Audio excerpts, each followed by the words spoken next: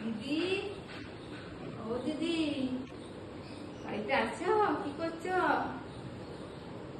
রান্না করছো? তাহলে আমি এখানে একটু বসি। তা বৌমা কি করছে? নতুন বউ শুনলাম তোমার বৌমাকে এখন রান্না করতে শেখাওনি? বৌমা নেই, বাপের বাড়ি গেছে। এদিকে শোনো, কয়েকটা কথা তোমাকে শেখাতে এলাম। আমার মতো বউকে না জব্দ করতে শেখো। একদম মাথায় তুলিও না, তাহলে ধেই ধেই করে নৃত্য করবে। এখন থেকে একটুখানি করে সংসারের হালটা তুমি ধরে রাখো, কিন্তু বউকে দিয়ে কাজকর্মগুলো সব করিয়ে নেবে। আমিও একদম চোখে করে এমনি করে যদি তাকায় আমাদের বাবুর বউ ভয়ে একবারে অস্থির হয়ে যায়। বুঝেছো?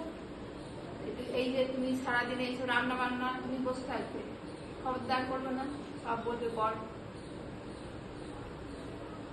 জল দিয়া খেতে দিয়ে সমস্ত করা করাবে, তুমি বসে থাকবে। বুঝেছো? তুমি তো নতুন নতুন শাশুড়ি হয়েছে, তুমি তো জানো না, আমি তো জানি। ওই জন্য ভাবলাম তোমাকে একটু শিখিয়ে